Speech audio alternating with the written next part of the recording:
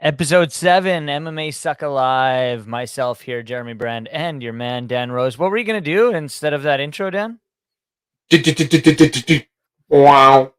Something along those lines. Sounds basically the same, right? So, Yeah. yeah, I was saying pre-air that I was watching, I had Last Chance U on the TV. I know you got some MMA on the TV doing double duty right now with MMASucka Live, as well as some results for the website, but just let's talk Last Chance U, man. The basketball season just came out yesterday. They're at East LA College, a JUCO Yes. school. And is it just me, or does every single team on Last Chance U have a Malik on the team?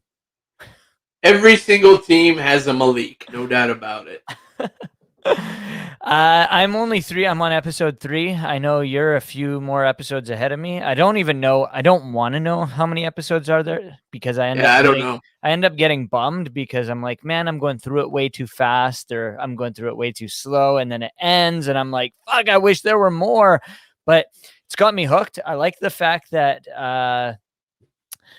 that it's basketball. It's a change of pace from the Last Chance U football. The coach is really good. There's some very cool players that you form, like, not a relationship, but you form like feelings towards that. You're like, damn, this is this guy. I want him to move on. I want him to do well. You know, I like that sort of thing about Last Chance U. And they got a counselor who's a lot like the first season of Last Chance U football. Yeah, I wasn't sure how much I was going to like it. I mean, I like basketball, but I'm a football fan first and foremost. So I was kind of like, getting away from the football thing. But yeah, I'm completely hooked. You do, like you said, it's not a relationship, but you form an interest in these guys. And I was happy. I'm not going to, no spoiler alert or anything like that, but one of the main characters went on to play in the Big Sky Conference, which is the home of the Montana Grizzlies, where I went. So I got to see him play a little bit this year, and Oh wow, that's pretty cool, man. yeah. I don't. Do you know when this was filmed? Like, it wasn't during COVID, right? Well, it was filmed the last. It's interesting because Kobe Bryant, when he passed away in the helicopter crash, that's covered in episode 4, I believe. Well, spoiler alert. Yeah, so I mean, it tells you when it was recorded. You Yeah, know, because yeah, the yeah, fair 1 year enough. anniversary of Kobe Bryant's death was what, a month. Yeah, So it yeah. was this time last year is when it was recorded. Interesting. Sigil Breaker 26 says, "Hey guys, how's it going? It's going good, buddy. Keep locked with the show. Keep listening in, and maybe ask a question when we're conversing about the fight cards. You could win yourself some MMASucka swag from the MMASucka store. So keep it locked. Thanks for checking us out. We appreciate it." Again, we were supposed to have Tim Elliott, Yes. winner at this past weekend's UFC event. Big victory over Jordan Espinoza. I know he wasn't too pleased about the performance, but we thought he had a fantastic performance and wanted to have him on the show to chit chat with him. But unfortunately, due to unforeseen circumstances, he won't be joining us today. But hopefully, we are crossing our fingers that he will be on next week. So keep it locked. We'll have Tim Elliott on next week. And I've been doing one-on-one interviews with guys from Rise FC, with guys from Battlefield Fight League, and hopefully going forward, we can get some guys lined up that have upcoming UFC fights or Yes. Bellator fights, and one-on-one access to these guys on the MMASucka YouTube page. So without further ado, why don't we get into this weekend, talk some MMA, UFC Fight Night, Edwards versus Muhammad. We talked about the breaking news on this fight a couple weeks back that Bilal Muhammad would be stepping in to take on Leon Edwards. We were a little surprised that he took this fight, and also a little surprised that Leon Edwards took this fight. Now, the fight card itself has some intriguing matchups on it. What's your thoughts on this card as a whole, Dan? It's one of those cards that could fly under the radar in terms of big names on it, but I'm interested in a handful of the fights on there. I think it's got the potential to deliver, a lot of fun action. And I think the main event is a good fight, solid fight, and I'm happy that Angela Hill and Ashley Yoder got rescheduled so quickly, and they'll be fighting on this card too, barring any unforeseen circumstances. I'm excited about the card. It's MMA, man. It's on ESPN, and I'll be watching. For sure. Over on the YouTube channel, no, sorry, Shrum Media, no Tim Elliott. Again, it wasn't our fault. We had it all lined up. Management had it all lined up, and then I got a phone call about 45 minutes before we started to record this that he wouldn't be able to join us today. So next week, make sure you tune in. We will have Tim Elliott next Thursday afternoon at 4 p.m. Yep. So let's go over the card. Main card, I believe it's 6 fights. 1, 2, 3, 4, 5, 6. Yeah. Kicking off the main card, Eric Anders against Darren Stewart. Middleweights, 2 sluggers, man. Have you looked over the card as a whole? Because we got some slugfests on our hands in almost every single fight on this card. Some technical battles between a few of these guys, but again, a lot of fights that could end with one punch. So let's just go over the main card. Eric Anders, Darren Stewart. What's your pick for this one, Dan? I love the fight in terms of it being exciting. I think that this one's not going to go the distance. I think you're going to have a stoppage for sure. I lean a little bit towards Darren Stewart, just being a little bit more technical. But Anders is very durable and tough. To me, this is a coin toss to start off the night, and it's a really good fight to start off the main card. If I had to gun to head, I'd probably say Darren Stewart. Yeah. Interestingly enough, they both have very, very similar records. Eric Anders is 13-6, Darren Stewart 12-6. Very close on Tapology in terms of their rankings. Like one is 23, one is 25. Means nothing within the UFC, obviously, because the UFC only does a top 15. But these two guys are as closely matched up as they can be. And I'm much like you with this one. I do lean Darren Stewart. I believe he has a little bit more well-rounded game than Eric Anders. But again, one punch could finish this one. Shrum Media chiming in once again. I thought this card was stacked with names, one of the best in a while, top to bottom. Thanks for adding that comment, my friend. Not a question, but a comment. I could agree with you on this one. I'm not saying it's not stacked. I was just asking Dan what his opinions on it were.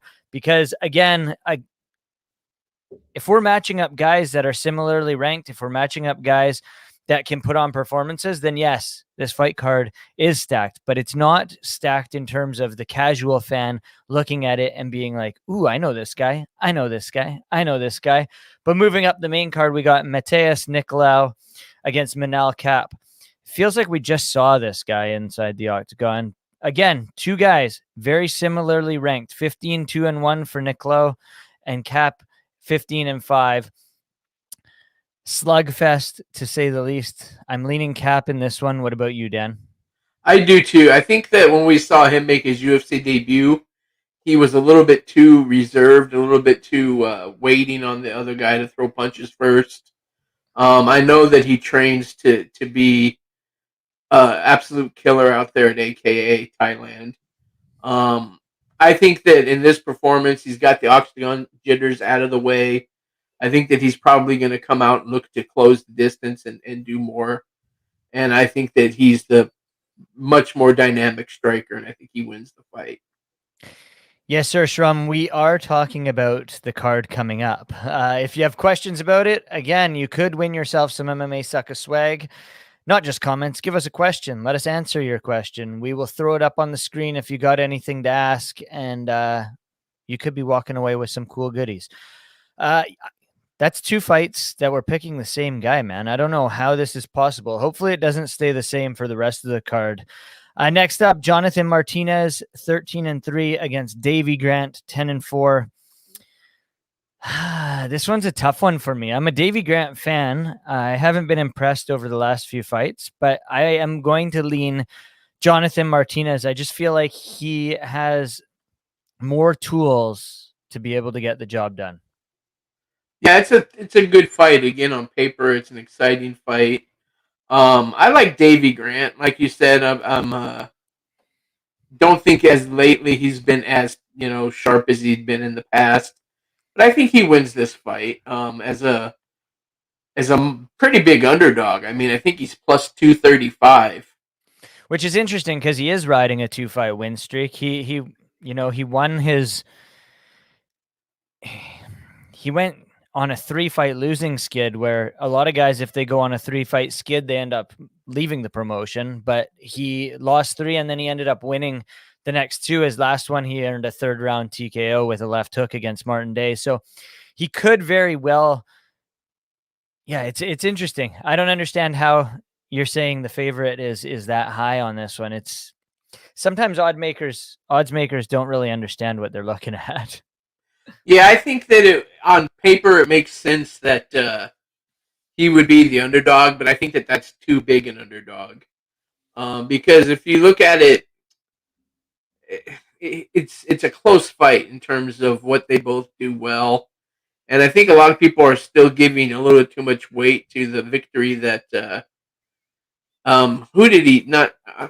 I'm drawing a blank right now. Martinez beat somebody with a flying knee and then ground and pound. Yeah, he was it Frankie Sands? Frankie maybe? Sands, yeah, it was Frankie Sands, yeah. And I think the odds makers maybe are giving too much weight to that performance. Could be, for sure. So I don't know. I think that it's a closer fight than what the odds makers believe it to be. And like I said, I think Martinez loses the fight. Do you? Yeah. Interesting. Definitely. Let's move up. I see we got a question from Shrum Media here, but let's move up the card quickly before we get to that question. This next fight could easily be, if the main event wasn't Leon Edwards versus Bilal Muhammad, then this one would be fight of the night, barring no other. Like, it doesn't matter what other fight is on this card. Dan Ige against Gavin Tucker is guaranteed to be fireworks. Both these guys can take giant punches. Dan Ige is a freak in there, training down in Las Vegas, and Gavin Tucker is a Canadian who's shown what he can do inside the octagon. I'm so excited for this fight. Before I get into it, Dan, give me your opinion, my friend. I think that this is fight of the night, even with the main event that we have, because I think the main event we'll get into in a minute, but I think the main event is probably not going to be as exciting as this fight is. Ige is unbelievably tough and durable. Gavin Tucker is somebody who kind of has surprised me with what he's been able to do since coming over to the UFC. He's got just the one loss, I believe, since he's been in the UFC. Yeah. And I like him in this fight. I like him quite a bit, to be completely honest with you. I think that he can beat Ige, and I think that he will beat Ige. Yeah, Gavin Tucker riding a 3-fight winning streak. 2 of those victories came by rear naked choke in the 3rd round. And then he beat Billy Quarantino by unanimous decision. And it was not a lot. It was not a very close decision either. I believe he had his way with Quarantino. Dan Ige, on the other hand, was riding a 6-fight winning streak until he lost to Calvin Kattar, which, I mean, really? No shame in that. No shame in that at all. Calvin Kattar looked unbeatable until he stepped inside the cage with Max Holloway. Unfortunately, Ige was supposed to fight Ryan Hall, which was a fantastic matchup stylistically, completely polar opposite fighters. Obviously, Ryan Hall wants to get the fight to the mat. Ige loves to strike. But styles make fights, and this one, they're 2 fighters who love to slug it out. I'm so excited. Like you said, I think I'm going to have to side with you on this one, man. And it's not just because I'm Canadian, but I know what Gavin Tucker can do inside there. And I feel like he'll be able to push the pace. And also when he wants to, he'll be able to get this fight to the canvas and land some ground and pound. I don't see a finish happening in this fight. I see it going 3 rounds. I see Gavin Tucker's arm being raised with unanimous decision. I just feel like he's going to push the pace a little bit more than Ige in this one. I couldn't agree more. I think that the other aspect to think about this is Ige's got some tough miles on him as of late. He's, he went split decision in 2 of his previous 3 fights. The fight he had with Calvin was just absolutely back and forth war. That wears on you, when you have, 3 fights in a row like that are all difficult fights. I think that this is a good moment, a good opportunity for Gavin Tucker to catch Dan Ige. Yeah, I couldn't agree more. I'm actually surprised that the Dan Ige Gavin Tucker fight is not the co-main event, but the co-main event could be fun as well. He's not listed as a Canadian, but Misha Serkinov is truly a Canadian because he came from up here and then moved down to the States, I believe, to train down there. And he's taking on Ryan Spann again. Two guys who could seal the deal with fists. But Misha Serkinov as well has a fantastic ground game. I'll lead things off. I feel like if Spann doesn't get the job done within one round, then this is all Misha Serkinov. I feel like Spann will, like, I don't know, he'll gas out very quickly. He'll look to throw balls to the walls right off the hop in the first round. And if Serkinov can withstand that pressure in the first round, then I feel like he gets a submission win in round 2 or 3. That's my pick. What about you, Dan? Yeah, I can understand certainly where you're coming from there. I think that Ryan Spann is probably going to be able to get a finish here, believe it or not. I think that he's looked really good in terms of what he's been able to do in there. He beat Diet Nog. Devin Clark, he looked really good in that fight as well. Split decision with Sam Alvey is not overly impressive, but he's looked good in there. Obviously, in his last outing, he got stopped by Johnny Walker. But Johnny Walker's at that next level in the division. You know what I mean? It's kind of like the rarefied air of the light heavyweight division, and I think that Walker belongs there. I like Misha Serkinov. I think his ground game is underrated, but I think that he's a guy who sometimes gets stubborn, and you saw him lose in the first round also to Johnny Walker. He's also lost to Glover Teixeira. He's lost to Volkan Ozdemir, I should say. So it's a tough fight. I think Ryan probably gets the victory, though. You said you think he gets the finish. You think it happens early? Because I think it has to happen early, like you said. I think that if he doesn't get him out of there inside of the first 5 to 7 minutes, he's gonna wilt. And when he wilts, it'll be on his back on the canvas. And I think that at that point, like you, it's all Misha. But I think that he does get the finish in the first 4 minutes of the fight. We've got a couple questions here. I'll get one up on the screen. We'll answer it. You may get yourself... Actually, you know what? We said if you throw a question in, we throw it up on the screen, you will win yourself some MMASucka swag. So this question is going up on the screen. It's from White Van. We're going to have to sort of ask some clarification on this one because... So win or lose, whom of these fighters are on the chopping block during the next round of cuts? Now, do you mean from every single fight that we've spoken about on this UFC Vegas 21 main card, or do you ask from between the Dan Ige and Gavin Tucker fight? But if I'm asking about this fight, about Dan Ige and Gavin Tucker, I don't think either of these guys are going to be on the chopping block anytime soon. No, they're not both extremely exciting. They've only lost...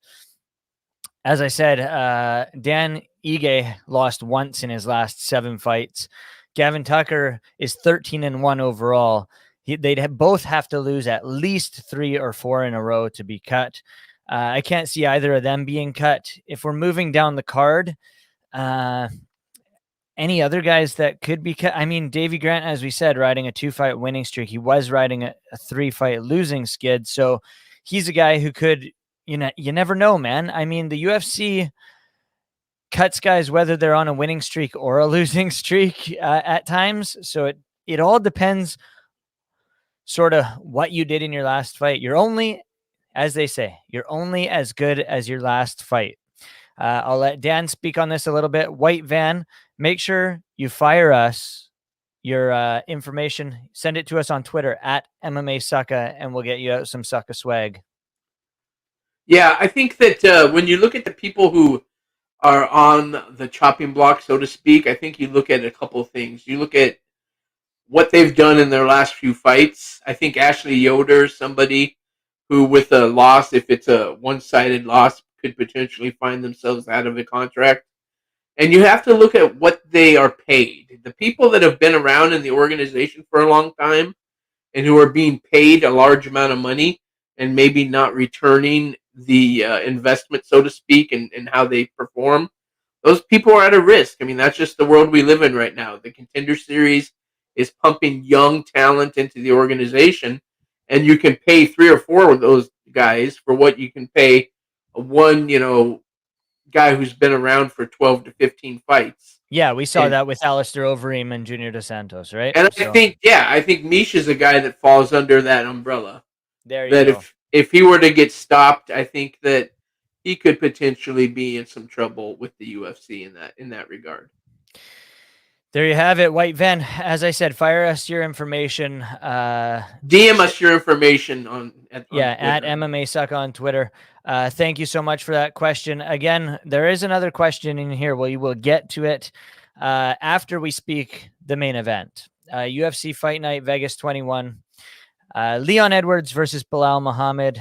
Leon Edwards is a guy who has been overlooked for years now. He's been expected to face for a title. He's been expected to fight for the number one contendership, but he just keeps sort of getting surpassed. And I mean, 3 fights in a row, we saw him expected to fight Chimaev. He was supposed to fight Tyron Woodley. None of those fights ended up playing out. And now he's fighting Bilal Muhammad, who's riding a winning streak of his own of 4 fights. And this is arguably the toughest competition, not in terms of who he's fighting, but the fact that if Leon Edwards loses this fight, he's just backtracked his career immensely. What's your pick for this one, Dan? This one hurts me because I'm a massive Bilal Muhammad fan. However, that being said, I think that Edwards has just a superior striking technique and ability. He has a reach advantage, which will play in this fight. And his kicking is also going to be a determining factor in this fight. I think that both guys will have to weather some storms in the early going, but as the fight continues into the 4th and maybe the 5th round, I think that Edwards will just pick Bilal Muhammad apart with the kicks and with the jabs and everything else, and could get him out of there, but more than likely it could go to the distance. I did some research on them because I wrote the preview for this fight, and I want to say Bilal Muhammad, but I can't. He just doesn't stack up in this fight the way he needs to. I know I'm much like you, and I think the one factor that I have a tough time with is I haven't seen Leon Edwards fight in so long that I have no clue what he's going to bring to the cage. In fact, you did research. I have not done that. I forget what Leon Edwards even looks like inside the octagon. I'll have to go back. I'll have to watch some fights. I truly believe he gets the victory here because he's just up that much higher than Bilal Muhammad. I believe rankings wise, they're not even close, right? Leon Edwards is 4 versus 13. Yeah, exactly. So 4 versus 13. If Bilal Muhammad picks this up, he truly deserves a title shot. And I'd be very impressed if he did, but I can't pick him. I'm going to take Leon Edwards as well. I think Bilal Muhammad is durable. A 5-round fight might be tough for him. So if a finish happens, it happens in the 4th or the 5th round. Yeah. But yeah, I'm leaning decision as well, just like you. As we said, a fight card that is a lot of fun, not necessarily for guys that know names or don't know names in terms of the casual fan. But if I were you, I'd definitely be checking this one out. I can't give you my last one standing pick because I got rocked and knocked out of it last week. Oh, that's right. I never even thought of that. You did, didn't you? Yeah. Unfortunately, a lot of guys got knocked out, I believe. But let's just get into this other question that we've got here. Shrum Media, thank you. Again, if you're watching this on YouTube, don't message us on there. Your question was answered here. Message us on Twitter at MMASucka. Give us your information. Say that you asked the question, and we will head you over some Sucka swag. You got 2 questions, actually. We'll answer this first one, and then we'll throw over the second one just to get it in there. But flyweight division is one of the hottest in the UFC right now. What flyweight prospects are you most excited about? A lot of people seem very high on Manal Cap, but he seemed very hesitant in his debut. Agreed, he did seem hesitant in his debut, but a lot of guys are very similar to that in the flyweight division, or not in the flyweight division, but in their UFC debuts, because octagon jitters are truly a thing, man. You get in front of those bright lights and you've never fought in front of that many fans, and well, not fans right now, but on you never television. on television in front of that many people. It's just a different game. You can talk yourself up and into it as much as you want, but once those lights turn on and Bruce Buffer announces your name, it's a whole different ball game. Yeah. Well, I know you're talking prospects inside the octagon. There's a lot of guys outside the octagon. If you go over to sites like Combat Press, I know there's a few guys over there that do prospect watch and whatnot just for the certain divisions. I do it myself for MMASucka each and every month. I do a monthly prospect watch, but there's guys out of Russia like Murad Magomedov, who's 11-0, who's a true prospect at flyweight, and Azamat Karafov, who's also from Russia, 14-0, big time prospect. Jake Hadley out of England, he's the Cage Warriors flyweight champion. This guy is a prospect as well. So in terms of prospects outside the octagon, I'd say those guys. And then prospects inside the octagon, there's like, it's tough to say. There's guys in the top 15 who I still consider prospects because the division is so deep and they just haven't fought enough. Yeah. And I think that you said it very well there. Prospects within the flyweight division, I still think of Manal Cap as one of those. I think that he's going to be a lot more forthcoming with the offense in this fight, and I think that he'll have a performance that'll make people say, "Okay, this is who we thought he was. This is what the entertaining striker looks like." And I think that he's a prospect within the division, despite having looked a little gun shy in losing his debut. Yes, he was a world champion under the Ryzen banner. Yes, he's fought in front of those bright lights. Completely different when it's the UFC, I think, though, man, because the UFC has that name's name. They are the largest organization in the world. I truly believe that it's a completely different story when you hit the octagon.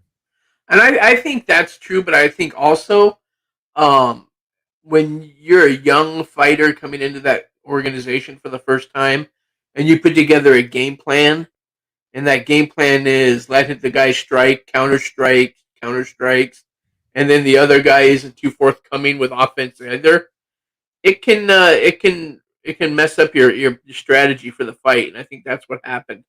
He expected his opponent to be a lot more aggressive, and when he wasn't, he didn't. They didn't answer that quickly enough and put together a new plan quickly enough for him to go out and execute. 100%. All right, we'll get this other question from you, Shram. Do you guys think Leon Edwards is a bit overrated? Not one bit. I did early in his UFC career. I'll give you that.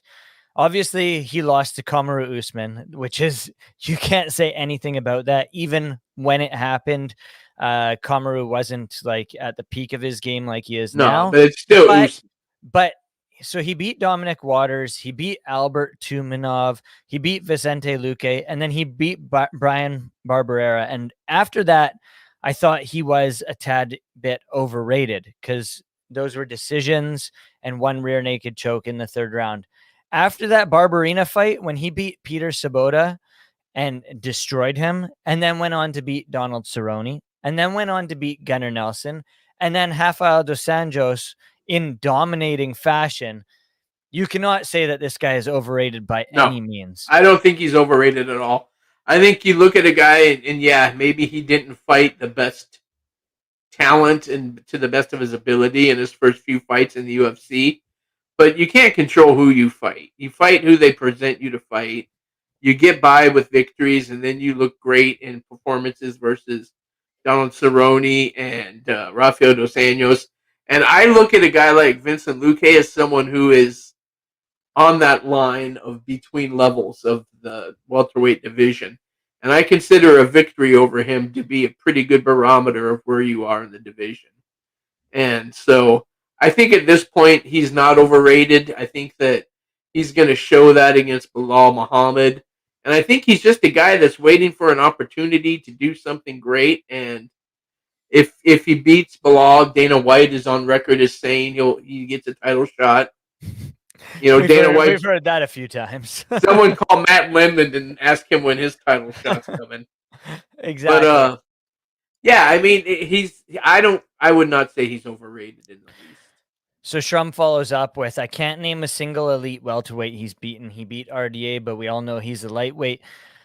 I don't necessarily think that it's the fact that he's beaten elite welterweights, but the fact that he's been able to rack up the winning streak with the guys that he's beaten means something. It doesn't necessarily mean he's elite by any means, but we will be proving that he's able to continuously build on his name by building against marketable guys. RDA is a name's name, regardless of whether he's a lightweight or not. Donald Cerrone, Gunnar Nelson, and if he beats Bilal Muhammad, another name in the division to add to his belt.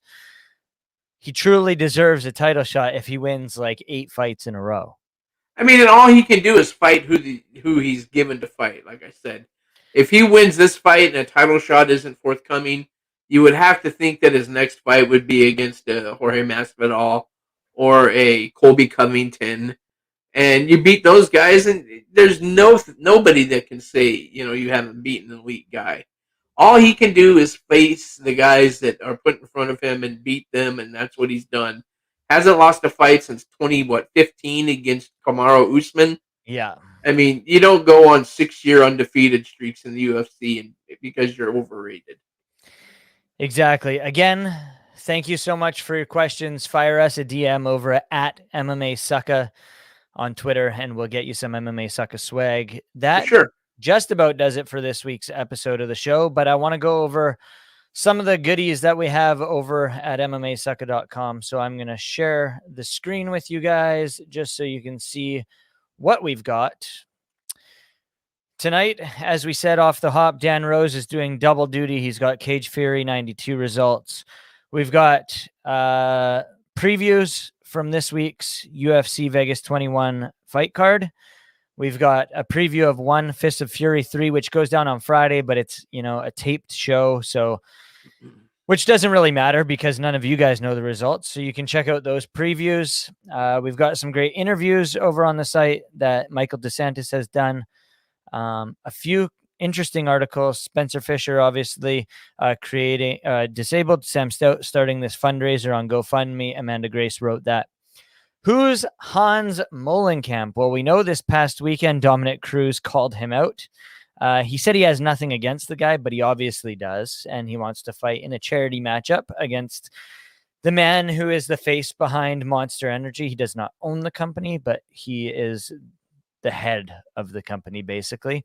Sure. You can check out who Hans Molenkamp is over on the site. And then we have a ton of other goodies from this past weekend, as well as the weekend coming up. So that just about does it for this week's episode of MMASucka Live. Dan, anything else that you've got for us? I'll tell you what I'd like you guys to do. Fire us off a DM also on our MMASucka page. I want to know if you think that a loss by Peter Yan via disqualification is enough to drop him from our top 10 pound-for-pound rankings.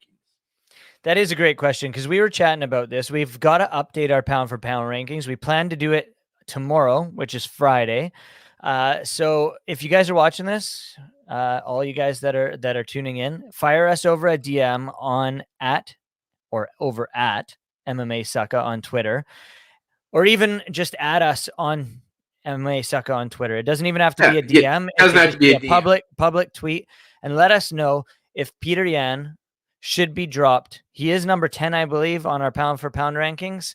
Should he be dropped from the rankings for landing that knee and being disqualified? Because we've got other guys that could move up in the list, and we're just wondering if you guys would agree. But it's not going to guarantee whether we do it or not, but we'd like to know your opinion.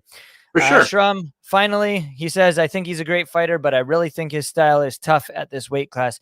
I don't think his ground game can hang with the great wrestlers in the division. We're not going to answer that. We'll leave it for next time. We'll see if it happens this weekend. Bilal Muhammad has a great wrestling game. He's got a great top game. He's got great striking that leads to his wrestling. Tune in next week, Shrum Media. Make sure you subscribe and follow us and leave a like down below over there, wherever it is over here, blah, blah, blah, on YouTube. Give us a like and a follow on Twitter at MMASucka. Follow us on Instagram at MMA_Sucka. You can follow myself on Twitter at JeremyBrand604. On Instagram at Jeremy_604. And you can follow Dan on each and every platform at Dan Rose MMA. That does it for this week's episode of MMA Sucka Live. We are out.